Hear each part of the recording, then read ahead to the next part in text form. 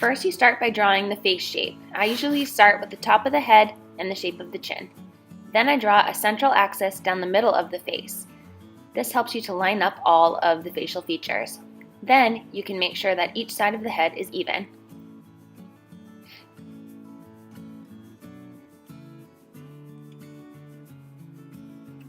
Next, mark the middle of the face. This is where the eyes will go, right in the middle of the head, and draw a line to show where the eyes will be.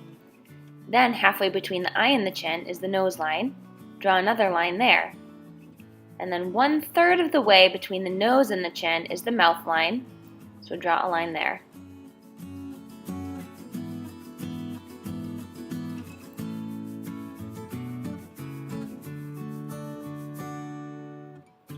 Next, you're going to split the eye line into 5 equal sections. The eyes are going to go in the 2 middle sections, and you all know how to draw eyes. The outside of the nose drops down from the tear duct, which is the very inside part of the eye. I'm going to draw 2 lines just to show where the outside of the nose should go. Then you can erase those lines. The mouth line comes down from the very center of the eyes, and then I erase those lines. Then you can add on the eyelid, eyebrows, and any other details that you might want to include in your portrait.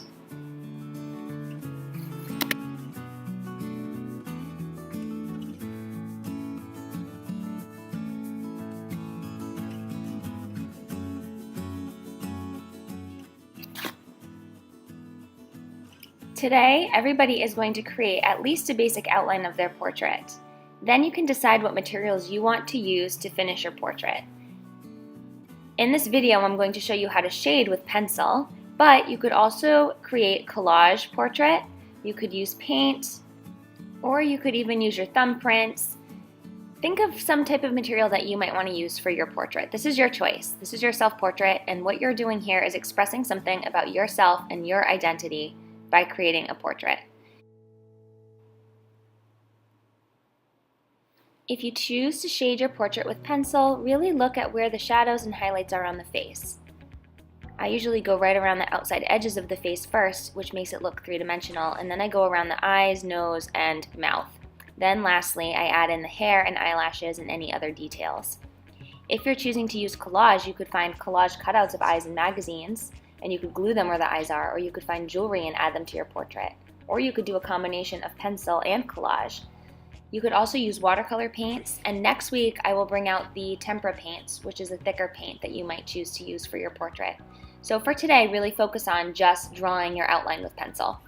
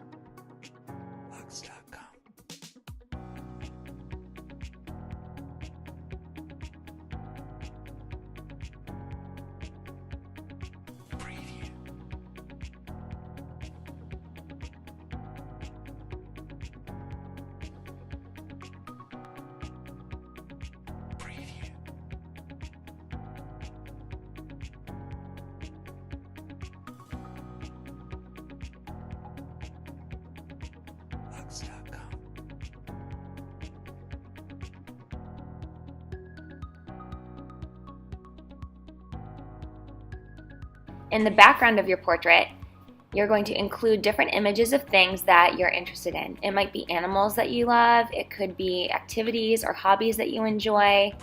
You could put yourself into some kind of background. Maybe if you really love being at the lake, you could be standing in front of a lake. So think about what you want to include in the background of your portrait, because that will really help to communicate what you are interested in and who you are. The key is to make your portrait interesting and unique. What can you add to your portrait to make it your own so that it doesn't look like every other portrait out there? You could overlap animals into the face. You could use unique colors. You could use marks in an expressive way. So really think about what you want to add to your portrait.